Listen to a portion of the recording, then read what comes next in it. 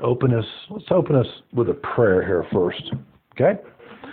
So, Lord, we're back again starting this new year. We pray that you'll give us your mind, the mind of Christ, to understand these words that you had written. Please lead us to not only an understanding of them historically, archaeologically, the grammar, and all those things, but more importantly, let them speak to our heart and our spirit, and let them be something that we can learn from that brings us closer to you or points out those things in our life that aren't as close as they could be. So we lift this up and pray for your guidance this evening in this section of the book of Judges that we're going to go over. In Christ's name we pray, amen. Okay. Now, we are in chapter 11 of Judges, and I've kind of titled this for you. I call it A Most Unlikely Leader. You know, one of the things that's interesting, if you notice about in the book of Judges, is it seems to categorize literally all the foibles of human nature. They're pretty much all there. Now, everything that people can do that's not too good or is lacks faith, and then interspersed, of course, are times and elements and episodes in which people follow the Lord. God uses them, they accomplish things, but it's back and forth, it's mixed. So we're going to talk about this guy named Jephthah. He's the next judge. And again, I think you'll see why I call him a most unlikely leader.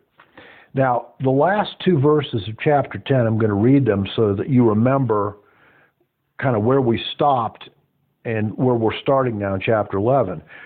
And it says, Then the sons of Ammon were summoned, and they camped in Gilead. And the sons of Israel gathered together and camped in Mizpah.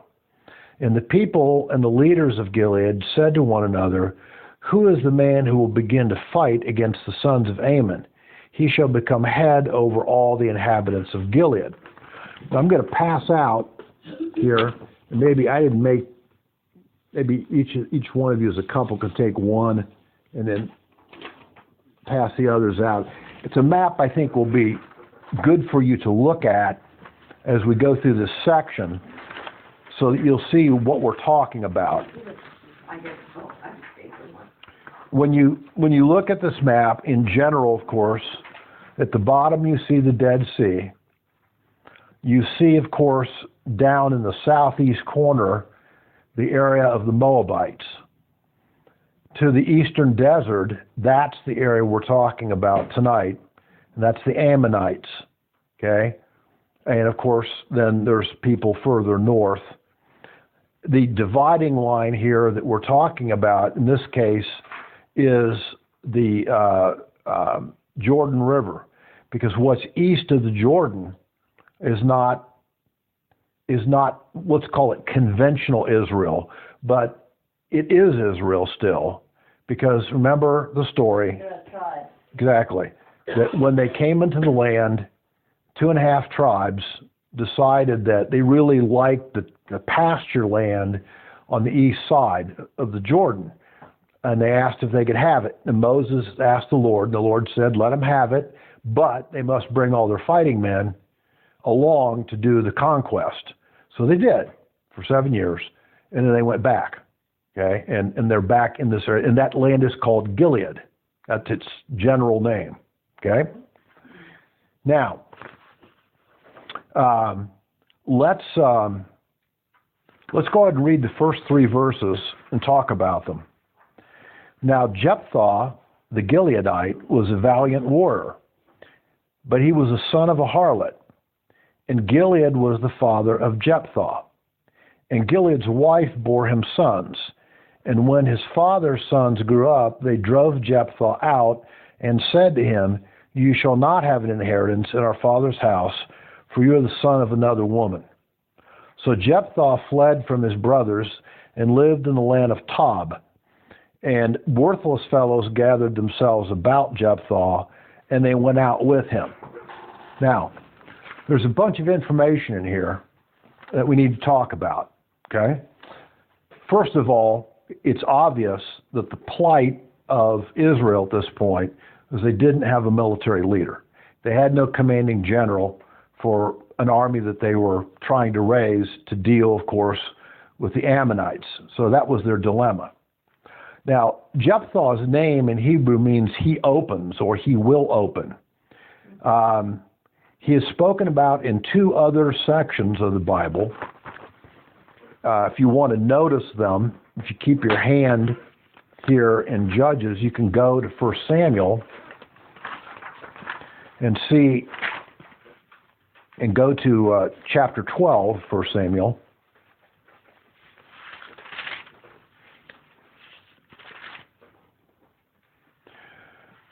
And look at verse 11. Except I'm in 2 Samuel. All right. Turn to the wrong place. 1 Samuel 12:11. It says, Then the Lord sent Jerubbaal and Bedan and Jephthah and Samuel and delivered you from the hands of your enemies all around so that you lived in security. So here he's mentioned as one of those judges with several of the other judges. The last, quote, technical judge, although it's in a different book, is Samuel. He becomes the last, and of course, then after him becomes the kingship in Israel. All right. So, he's called a valiant warrior. The word valiant is the word cha'il in Hebrew, and it means strength, it means power, might, or to have a strong force. Turn to, if you would, the book of Psalms, and I want you to go to Psalm 110.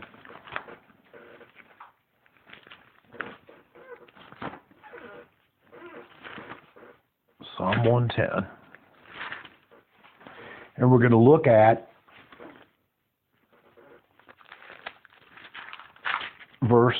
let's read 1 through 3. Okay? It's this interesting psalm. I think you'll recognize it. The Lord says to my Lord, which is a very interesting and odd phrase, isn't it? In other words, the first person of the Godhead says to the second person of the Godhead. The Father says to the Son, okay? Sit at my right hand until I make thine enemies a footstool for thy feet.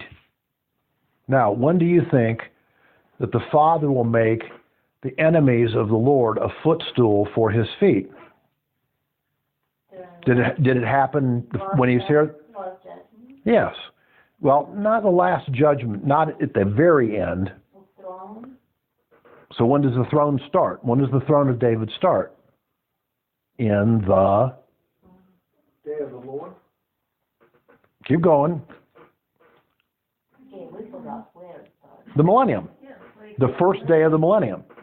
Okay? The return of Christ. The nations are, both overcome in the final battle, Armageddon, and also then they are organized according to how Messiah organizes them. He then has emissaries over top of them. That's the point at which his enemies are made a footstool for his feet. Okay? It's not a reference to his first coming, it's a reference to his second coming. So verse 2, the Lord will stretch forth thy strong scepter from Zion, saying, rule in the midst of thine enemies. Because remember, the nations are still all around. They haven't gone away. Thy people will volunteer freely in the day of thy power. There's the same word we see in terms of Jephthah being a strong person, thy power, same Hebrew word. In holy array, from the womb of the dawn, thy youth are to thee as dew, and then he goes on, and of course, talks about more elements of the millennial rule. So he also is called not only a valiant, but a warrior. The word there is Gibor, which means a mighty person. Now it says that he is the, quote, son of a harlot. this is in the Hebrew, this is a difficult thing to exactly know what it means. And if you look at some of the commentators, they have different viewpoints. The New American Standard, it interprets it as a harlot. It's the word Isha, okay, is the Hebrew word. Ish means woman, but this word is Isha. Chapter 100. Okay? Okay? The Lord says to my Lord. Accidentally. Okay? So, now, it can mean a woman of a foreign background, or it can mean an adulteress. It can mean either of those things. Okay? Now, the interesting thing, if you really look back in Judges, you'll notice something. You have to kind of pay attention to it. It says that, and Gilead's wife, which is not referring to the woman that was Jephthah's mother, okay? Gilead's wife bore him sons. When his wife's sons grew up, then they drove Jephthah out and said to him, da-da-da-da. So in other words, here's another mixed family, and obviously there's different mothers here. I think the most obvious implication is that Jephthah's father was an adulterer, had relations with a woman who's not named, though she's a, quote, probably from foreign woman, she's a Canaanite, okay, has a son called Jephthah. Jephthah, though, is raised in the family with his stepbrothers, or I'm sorry, with his half-brothers. Okay, you get the picture. This is what's going on. Nice, clean family system here, as usual, okay? Reminds us of today an awful lot. Reminds of Abraham. Yes, and a lot of people like that. So, like I said, probably Jephthah was half Canaanite and half Jewish. And as I said, he was raised in his father's home until his father's death, at which point his brothers, we don't know how old they were. They may have been older, we're not told, but certainly there were enough of them that were opposed to the idea that he should have any inheritance whatsoever in the family, and they forcefully eject him from the family. That's certainly... I'm sorry, Canaanite means from hostile tribe. Yeah, from the local people, the local. He could have been Ammonite. He could have been Moabite in his genetics, half. So he's a mixed race person, if you want to put it that way. The ones which the Lord said, don't mess with. Yes, correct. The ones that he said, don't involve yourself with them, don't interbreed with them, don't marry them. Exactly. Those are the ones. Now, so he's ejected forcefully from the family.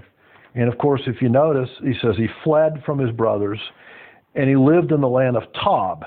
Now, we're not 100% certain where the land of Tob is, but the best estimate, if you look at your map here, is it's to the far northeast on this map.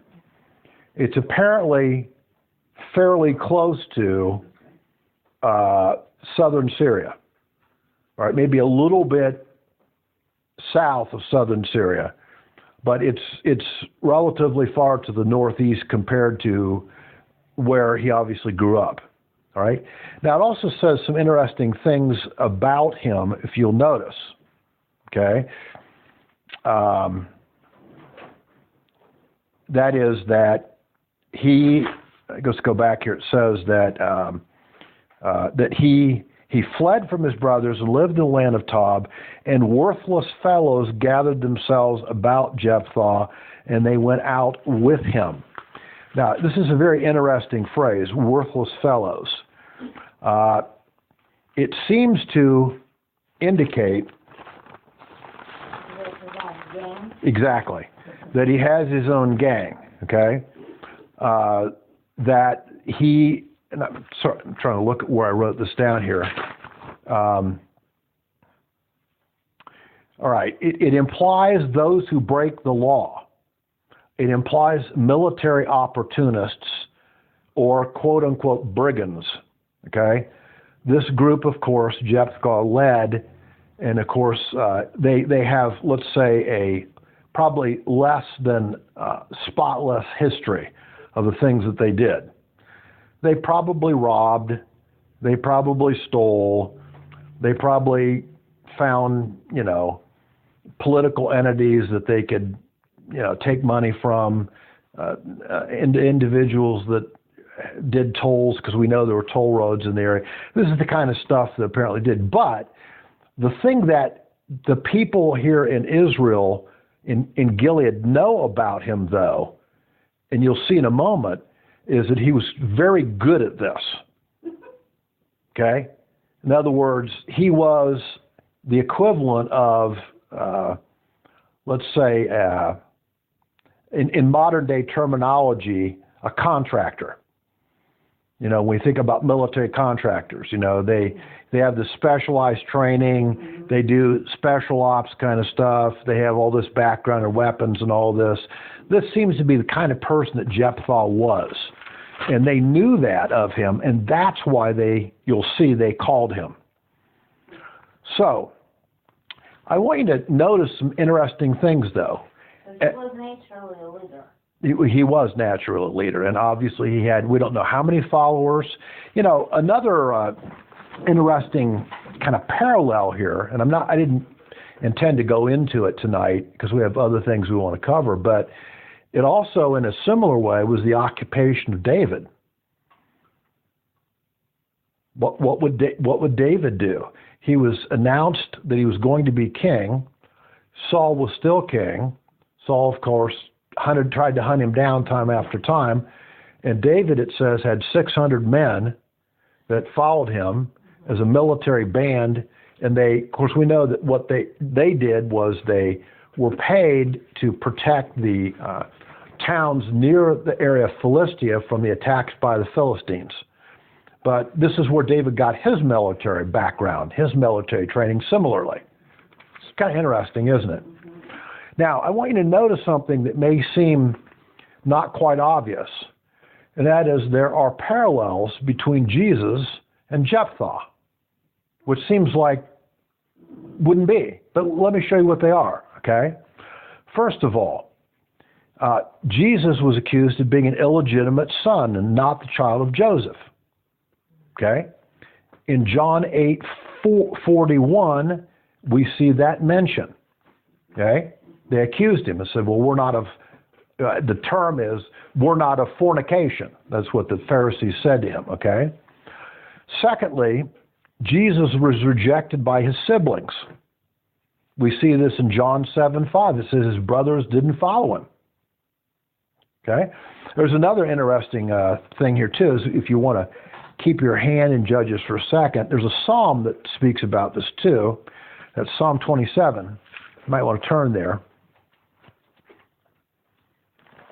It's prophetic of what would happen eventually. It's Psalm 27.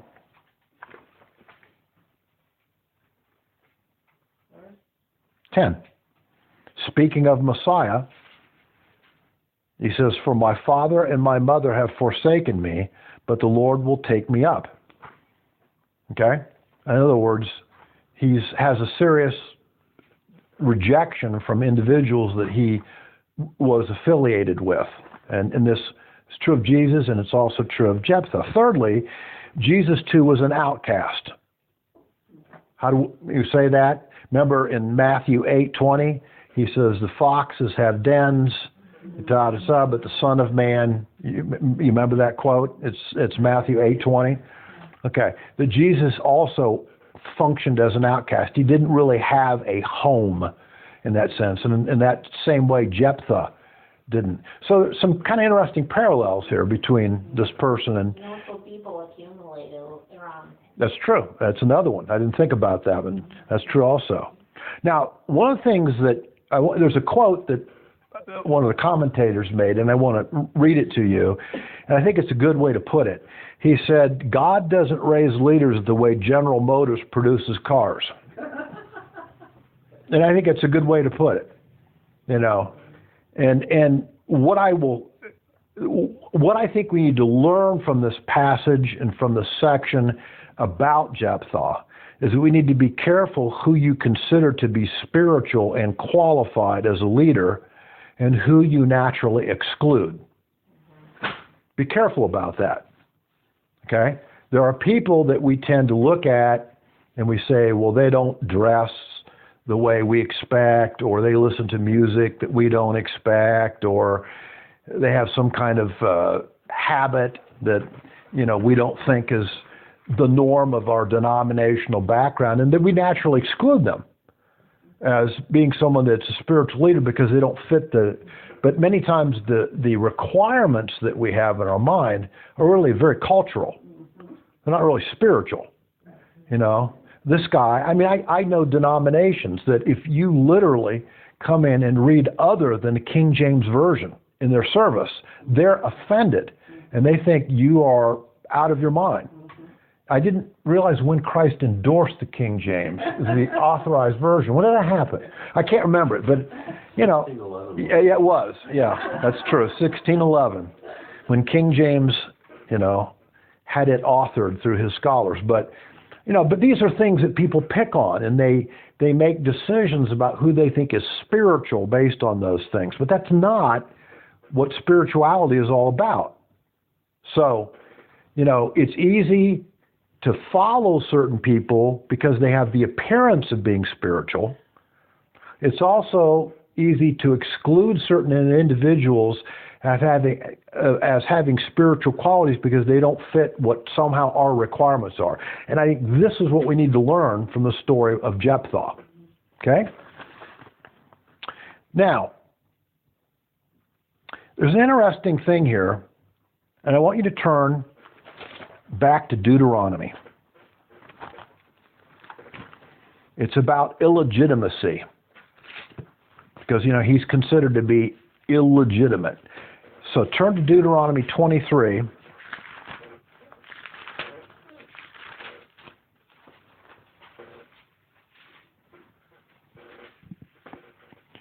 Verse 2. Here's another one of these elements or principles or codes that God laid down for the people. No one of illegitimate birth shall enter the assembly of the Lord. None of his descendants, even to the 10th generation, shall enter the assembly of the Lord. Now think about that. That excludes you if you weren't born of Jewish parents for quite a long time, 10 generations. Now it's particularly interesting, I think, and I'm not going to go into this, but if you would go into Genesis chapter 38 and the story of Judah and the descendants of Judah, you would realize there's one heck of a lot of them that would be illegitimate. Now that's a kind of difficult tribe for people to be illegitimate from, being that it's going to become the tribe of Christ. But there's a very interesting story here that we learn. Turn to the book of Ruth.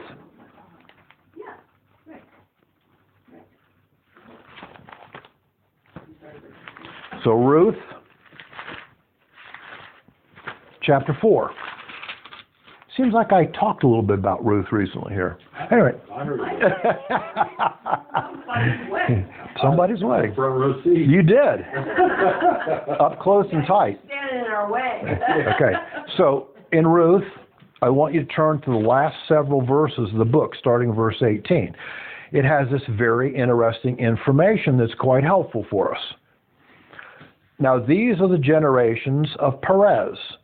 To Perez was born Hezron, and to Hezron was born Ram, and to Ram was born Amminadab, and to Amminadab was born Nahshon. By the way, it's Nahshon, I believe, who marries Rahab. Okay?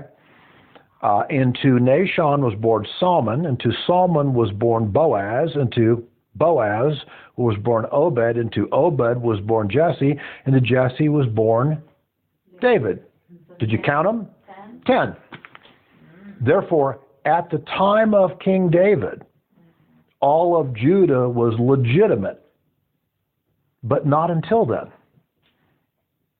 Isn't that interesting? Okay, so who is the outsider here, Ruth? Well, Ruth is definitely an outsider, okay?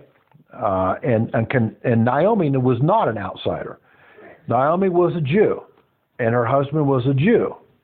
But Ruth, of course, was a Canaanite. So, at any rate, I wanted to show you that because often we don't pick up on these things.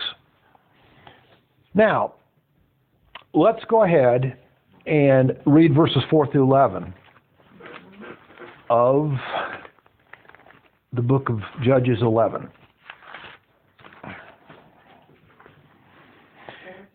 4 through 11. And it came about after a while that the sons of Ammon fought against Israel. And it happened when the sons of Ammon fought against Israel that the leaders or the elders of Gilead went to get Jephthah from the land of Tob. Now, you have to remember, they obviously knew of his reputation, or they would not go all the way up there and try to go get him and coax him to come down. So he had quite a military reputation. And they said to Jephthah, "Come and be our chief." Again, at that point, chief means like general, okay? "That we may fight against the sons of Ammon." Then Jephthah said to the elders of Gilead, and this is the classic thing that you would expect, "Did you not hate me and drive me from my father's house? So why have you come to me now when you are in trouble?" Okay? Now there's the natural instinct of human nature. If you did me wrong and you have a problem, I ain't going to help you. Right, forget it. But that's not what Jephthah does. Although there would be a great tendency to want to do that. Okay? But he doesn't do it. And the elders of Gilead said to Jephthah, "For this reason we have now returned to you, that you may go with us and fight with the sons of Ammon and become head over all the inhabitants of Gilead." So Jephthah said to the elders of Gilead, "If you take me back to fight against the sons of Ammon, and the Lord gives them up to me, will I become your head?" In other words, will you acknowledge me as a judge of Gilead? And the elders of Gilead said to Jephthah, "The Lord is witness between us. Surely we will do as you have said." Then Jephthah went with the elders of Gilead, and the people made him head and chief over them, and Jephthah spoke all his words before the Lord at Mizpah. Now, let's take this one apart. Israel faces off, obviously, against the Ammonites. If you look at your map here, you'll see this is all occurring on the east side of the Jordan, and it's occurring just north of the north end of the Dead Sea, and it's in that area. And you'll see, if you look at the key to your map, it actually shows you the coloration of Ammonite raids, of Jephthah's war against, et cetera, et cetera. So you can see the general area in which we're talking about here. Now, Jephthah, of course, points out quickly that not only did his own brothers reject him, but it appears that it was endorsed by the local leaders. Because he doesn't just say, "My brothers kicked me out." He says, "You kicked me out." His brothers didn't come to him to bring him back. It was the elders of Gilead. So they were somehow involved in kicking him out. It's an interesting point that is made here. So, at any rate, because he's a proven military leader, they offer him a job. Now, they offer him first the position of commander of the troops, and then he asks, of course, "If the Lord prevails with me and I beat the Ammonites, then will I be judge over all of Gilead?" And, of course, that Jephthah acknowledges, we see here in verse 9, that the plan can only succeed if the Lord is behind it, which is quite interesting. We're not told much about his upbringing at all, but you're going to see some very interesting things about Jephthah that you would not have thought, particularly in view of his background, okay? And you're going to see some really fascinating things about him. So we see here that Jephthah agrees, but he said, look at verse 11. Then Jephthah went with all the elders of Gilead, and the people made him head and chief over them. And Jephthah spoke all these words before the Lord at Mizpah. So what happens is that he agrees, but insists on a public announcement at Mizpah. Now, Mizpah, there are several Mizpahs in the Old Testament. Probably the reason why there are is because it means a watchtower. So there are different places in which watchtowers were set up, and so they all could have been called Mizpah.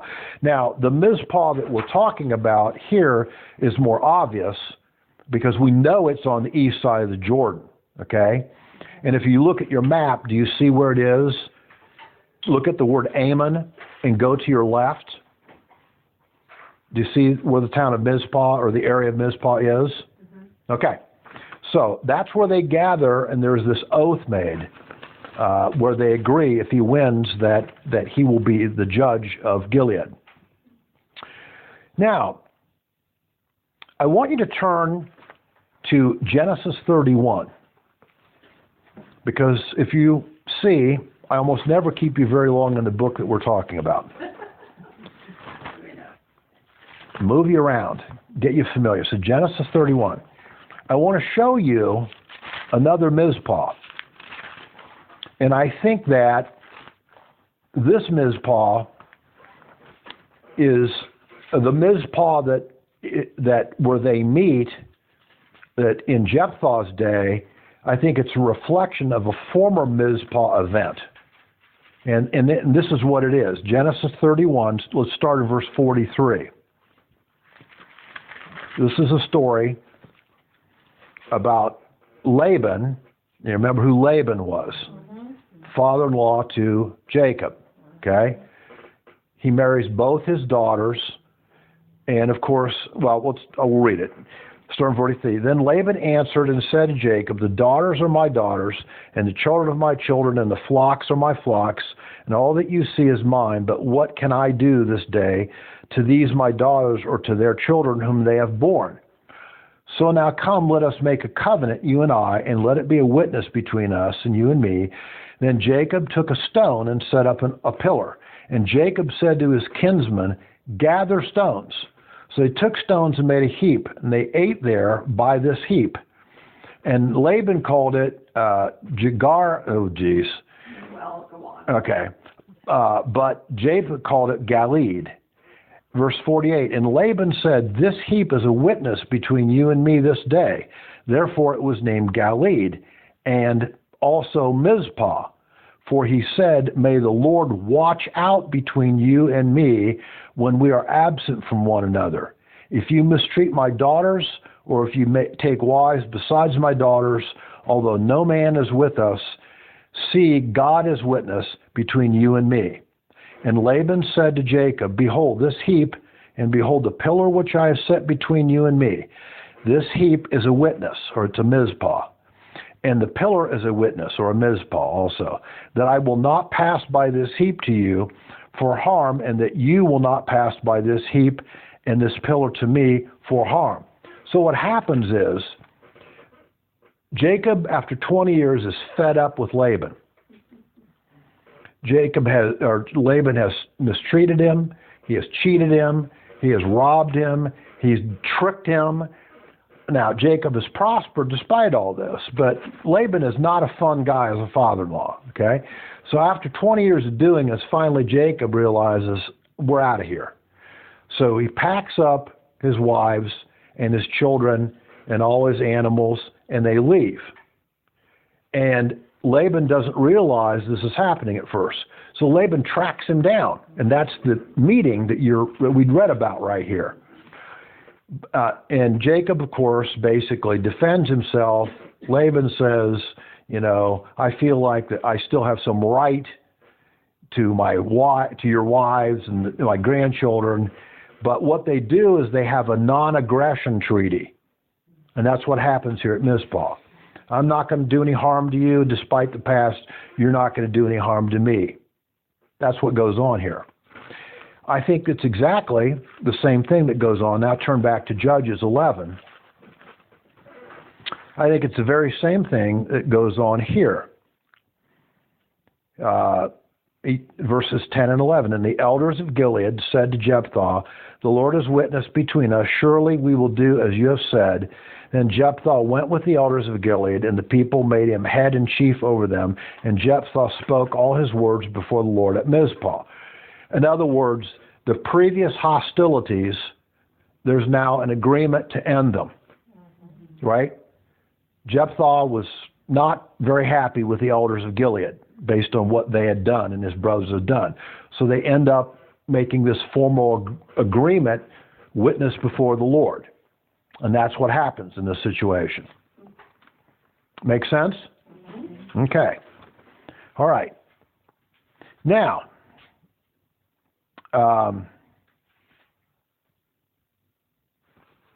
so as I said, a public acknowledgement is made, an oath was made between the leaders and Jephthah, and all happened before the people. Let's now read verses 12 through 28, because this is probably really the most interesting part of this section. Now, I'm going to read it, but then I'm going to break it down and go over it for you, because there's a lot of information in here. Now, Jephthah sent messengers to the king of the sons of Ammon, saying, what is between you and me that you have come to take me to fight against my land? Okay, so he sends emissaries to the king of the kings of Ammon and basically says, what's going on here? Can't we end up coming to an agreement? This is what he's trying to do, okay? All right. Verse 14. No, I'm sorry, the end of he says, and the king of the sons of Ammon said to the messengers of Jephthah, verse 13, because Israel took away my land when they came up from Egypt, from the Arnon, and I'm going to have you look at the map where that is, as far as the Jabbok and the Jordan, therefore return them peaceably now. Now look at your map. Do you see where the Arnon River is? Okay, you see where the word Moab is? And just above it is the Arnon. Do you see where the Jabbok River is? You have to go up? Yeah, I did. All right, go to the big letters of Ammon, go to your left and a little bit north, and there's the Jabbok River. So basically, they're saying from the north border of the Jabbok, from the west border of the Jordan, and all the way down to the Arnon, that whole area, if you put it kind of in a rectangle, is what the Ammonites are claiming was stolen from them by Israel. Okay? That's their claim right there. So let's look at this and see about this claim. Now, let me keep going and reading now. Verse 14. But Jephthah sent messengers again to the king of the sons of Ammon, and they said to him, thus saith Jephthah, Israel did not take away the land of Moab, nor the land of the sons of Ammon. For when they came up from Egypt, and Israel went through the wilderness to the Red Sea and came to Kadesh, then Israel sent messengers to the king of Edom, saying, please let us pass through your land. But the king of Edom would not listen. And they also sent to the king of Moab, but he would not consent. So Israel remained at Kadesh. Verse 18. Then they went through the wilderness and around the land of Edom to the east side of the land of Moab. And they camped beyond the Arnon River again. But they did not enter the territory of Moab, for the Arnon was the border of Moab. Verse 19, and Israel sent messengers to Sihon, king of the Amorites, or later the Ammonites, to be the same people, who was also the king of Heshbon. Heshbon was his capital city, okay? And Israel said to him, please let us pass through your land to our place. But Sihon did not trust Israel to pass through his territory. So Sihon gathered all his people and camped at Jahaz and fought with Israel. Verse 21, and the Lord and the God of Israel gave Sihon and all its people into the hand of Israel. And they defeated them, so Israel possessed all the land of the Amorites and the inhabitants of that country. So they possessed all the territory of the Amorites from the Arnon as far as the Jabbok. Again, you saw the north and south borders there by those rivers, okay? And from the wilderness as far as Jordan, that's the west side. Since now the Lord, the God of Israel, drove out the Amorites from before his people Israel, are you then to possess it? Do you not possess what Chemosh your God gives you to possess? So whatever the Lord our God has driven out before us, we will possess it. Okay? I.e., if Chemosh wasn't strong enough to give you back the land, that's your problem, because Yahweh was able to. And we took over that land, okay, which is now called Gilead. And he says, now are you any better than Balak, the son of Ziphor, king of Moab? Did he ever strive with Israel, or did he ever fight against them? While Israel lived in Heshbon and its villages, and in Aor and its villages, and in all the cities that are on the banks of the Arnon River, they lived 300 years. Why did you not recover them within that time? I therefore have not sinned against you, but you are doing me wrong by making war against me. May the Lord, the judge today between the sons of Israel and the sons of Ammon. But the king of the sons of Ammon disregarded the message which Jephthah had sent them. Now, let's break it down. Now, that's the interesting thing. Jephthah had an extremely accurate understanding of Israel's history. We don't know how. We don't know when he learned it. He's not fully Jewish. We're not told the exact nature of his upbringing, but this guy can recite accurately the history. Now let's look at it, because he brings up several things here. The first thing he brings up is found in Numbers 21.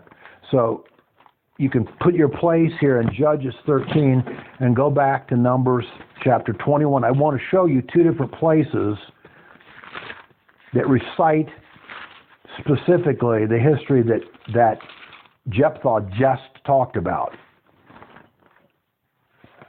Okay? Now, Numbers 21, and we're going to start in verse 20. I want to say this first, though. Jephthah gives a history lesson here that's not unlike the history lesson that Stephen gives in Acts chapter 7. If you remember in the New Testament, standing there being accused by the Pharisees, literally ready to be stoned, he has a prevailing and compelling history that he tells about Israel. Of course, they don't listen to him, and they're offended that he brings it up, and of course they eventually kill him. But it's an incredible history that he gives there in Acts 7. And really, Jephthah is doing a very similar thing about the Old Testament here. Now, he has this command of Old Testament history. Remember, the Ammonites begin a false historical narrative. They redact history. They're taking history and trying to change it so that they can lay claim to this area. Jephthah is in opposition to that, citing the historical narrative of what happened. Now, the reason why I think this is really important is that this is exactly the tactic of the modern Palestinian movement. Exactly. They take elements, they change them, and they then spread this through their media, trying to convince people of things that weren't true. What is true, of course, if you go back to the days of Mark Twain, and when he went through Israel, he went from south to north, east to west. He spent months there, and he came to the conclusion that Israel had almost nothing in it. He rarely saw people. He saw Jerusalem as being sparsely populated. Okay? Dry land. I'm sorry. Dry land. Dry land, no trees. I mean, he said this place is desolate.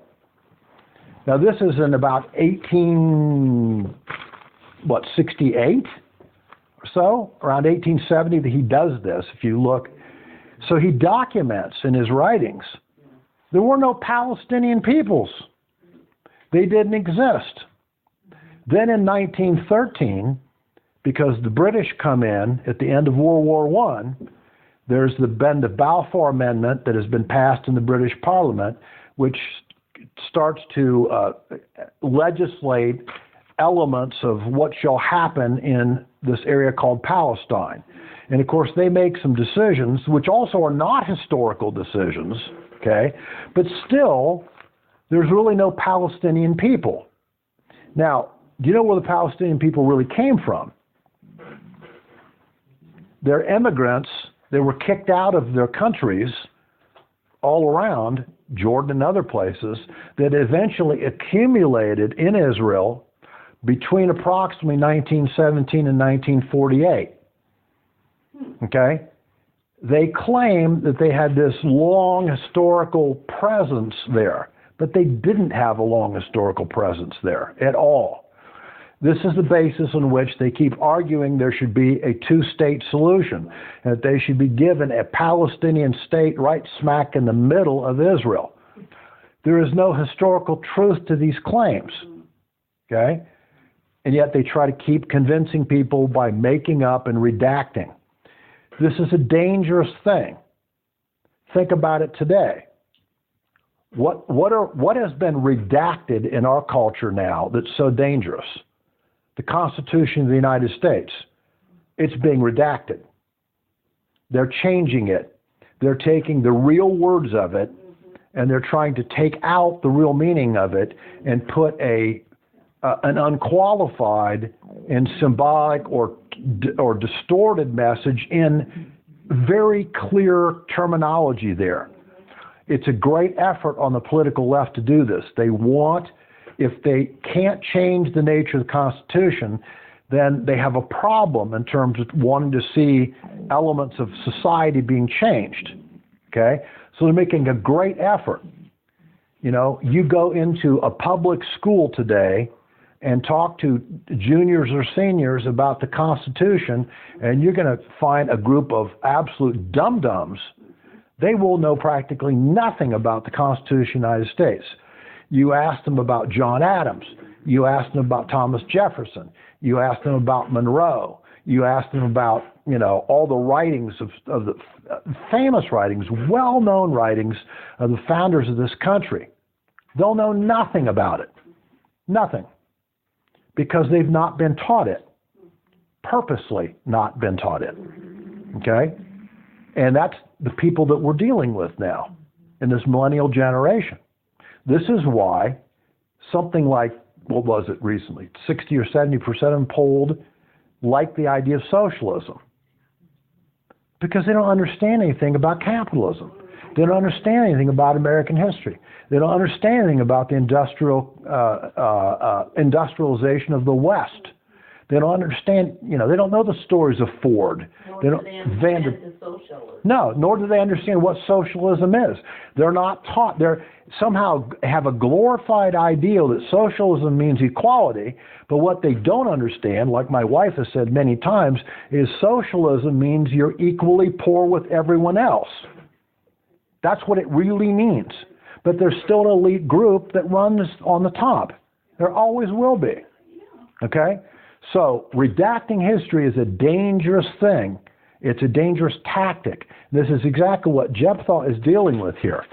He's dealing with the effort of the people in Ammon to redact history.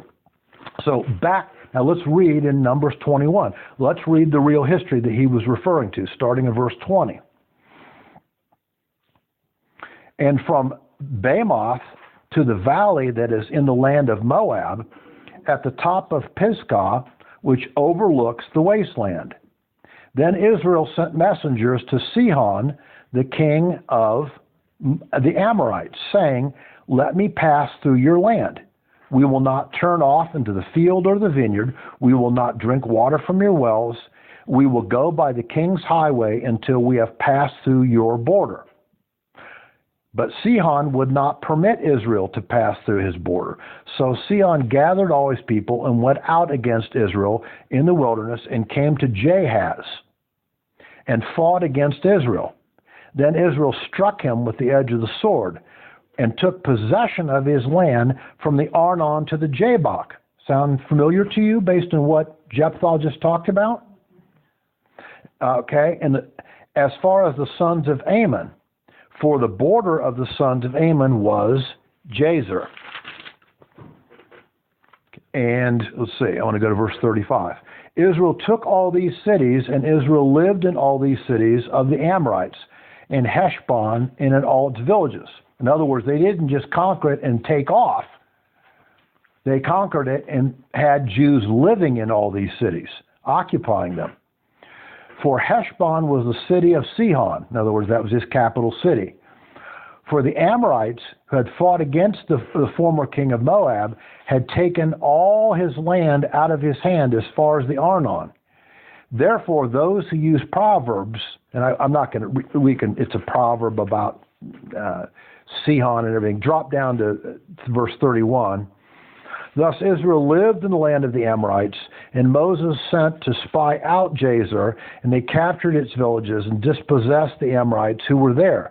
Then they turned and went up by the way of Bashan, and Og, the king of Bashan. You remember in Deuteronomy 3 who Og is?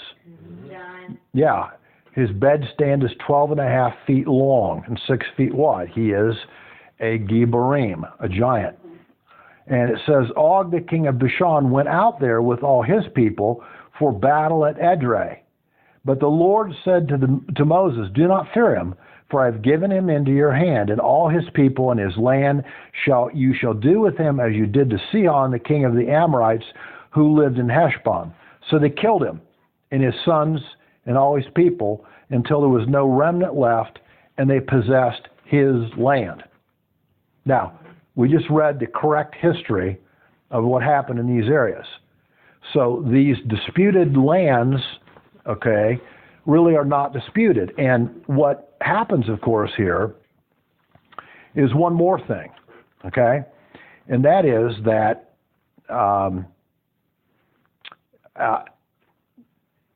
and let's turn over to the next chapter, to chapter 22 of Numbers.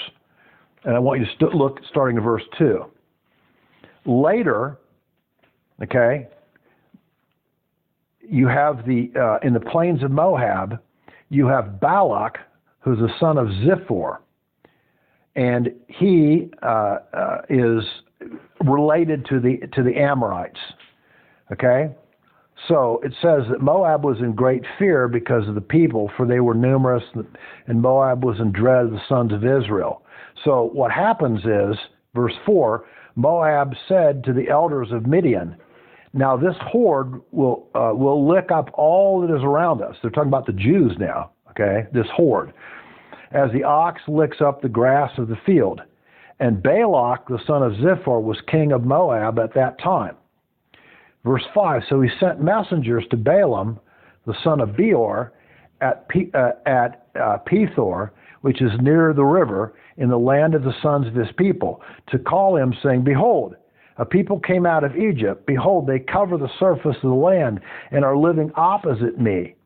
Now, therefore, please come and curse the people for me, since they're too mighty for me perhaps to be able to defeat and drive them out of the land. For I know that he whom you bless is blessed, and him whom you curse is cursed.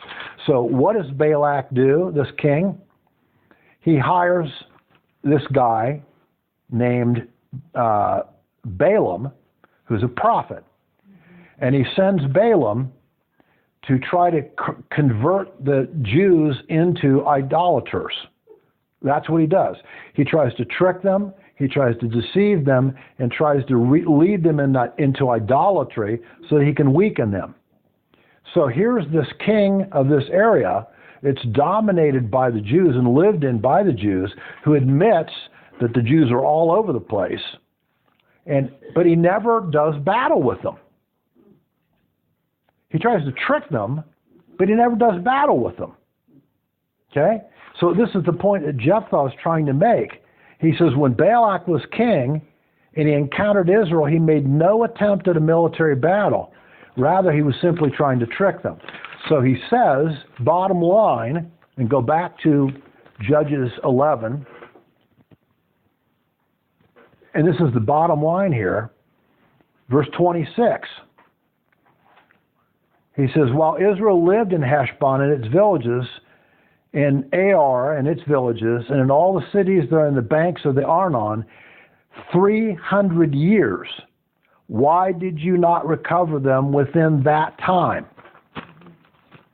In other words, you've made no attempt to ever take back that area in 300 years' time. So why do you think you have a right to it now? Okay? It would be similar to the Native Americans saying to all the people that live in the United States, leave because this was our former territory. Well, it was their former territory, but it isn't their territory now. Right or wrong, good or bad, you know, the history of the world is that people are displaced by other people. You know, you can't say that it's right to do. Sometimes it's wrong to do, but it happens all the time. It's not unique to the United States. You know, go ahead. I'm thinking about a concept called adverse possession. How many years is that? 21 years. I'm sorry, say again? Adverse possession is when, let's say, I was your neighbor and I encroached on your territory. Yeah. And you did nothing about it. Like you set your fence 6 feet into my land, something like that? 21 years, it's mine. Okay. Oh. All right. Really? It's almost like squatters' rights in a sense, right? If I've squatted on the land long enough, then I have somehow a legal right to it, right? Yeah. Holy moly, I'm rich. That's right. Yeah, you squatted a lot of places. Oh, man. Oh. Okay. everywhere. Yeah. I'll wait till tomorrow. You know, it makes another argument that I think that is a current argument. You know, the United Nations loves to claim that certain people don't have a right to a certain area, and their real motive in doing so, of course, is globalism. Yeah. They like to say, well, these people shouldn't be here because they're affecting the land in a way that's not in the interest of climate change or global population decrease or whatever their agenda is. And they love to do this, you know. Arbitrarily, countries are split into parts. Arbitrarily, countries are put together by ethnic parts. Sometimes it never works. A good example of that blew apart in the late 1980s was Yugoslavia. They had a terrible civil war because arbitrarily a bunch of people were put together in a country that couldn't fit ethnically. And it finally blew apart into a horrible civil war. So these things happen. You know, you can't say after 300 years, well, I have a right to that, after other people have been living in it for 300 years. You know, they talk about, you know, the modernists in history now like to talk about how the imperialism of the colonists in America, they were imperialists. They came into this country, they set it up, they displaced the Native Americans, they started to engage in slavery, et cetera, et cetera. Well, they did, okay? But does that give the former people a right to that land again 300, 250, or 300 years later? You see? If you start to make an argument that displaced people have a right to land, you're going to have hundreds and maybe even thousands of arguments that could be made about displaced land by peoples. So it's arbitrary to do that and to say, you know, it's like the argument, well, we need reparations for slavery. Well, why don't we do reparations for all the Jews because of World War II then? Yeah. Why don't we do that? Why is it slaveholders that are African Americans should only be the ones of reparation? Why don't we do reparations to Native American peoples? Why don't we do, and there's an endless list of reparations that you could go into. So it's a ridiculous argument, but it's an argument that's constantly being made, and we have to be careful about that argument. Question, Yes. since the Palestinians have been there for over 60 years now, as a group, would they be entitled then to the land? Because nobody has made effort to shove them out, actually. Well, and that's I guess that's the problematic issue.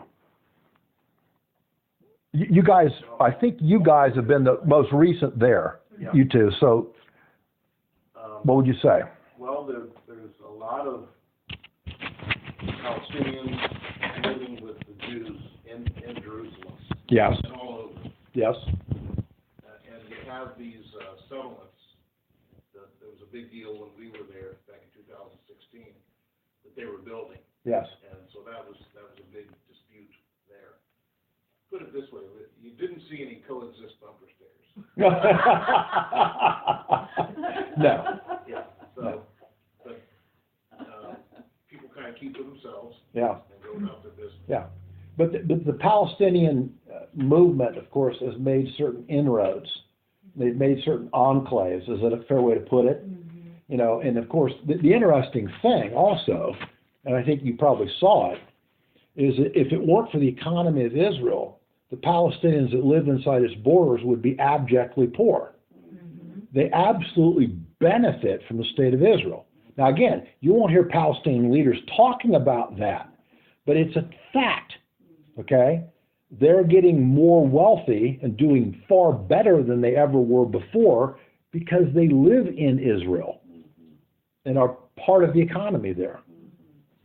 So, yes, and it leads to dangerous situations.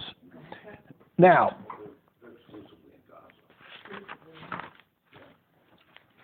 you notice in verse 27, Jephthah kind of finishes. He says, I therefore have not sinned against you, but you are doing wrong to me by making war against me.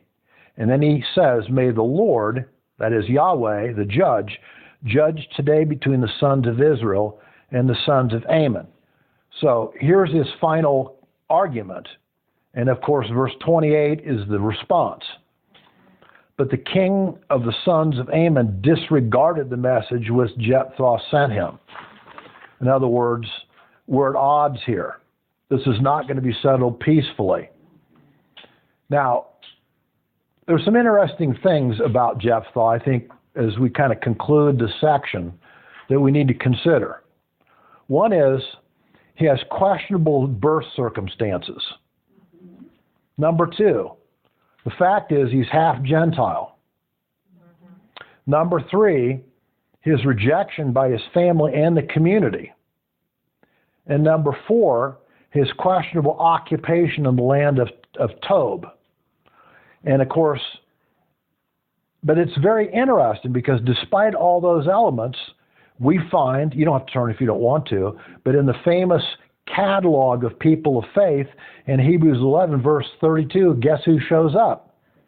Jephthah, as one of the judges and one of the great people of faith mentioned in Hebrews 11. So the point, I think, here is never question how and why and under what circumstances the Lord raises up a leader that he needs for circumstances that the Lord intends to address. Okay? Don't limit him. You know? And I think it's an important lesson to be learned in the church. So, as we said, predictably, the Moabites reject Jephthah's argument in this effort to negotiate a solution here, so the inevitable result would be war.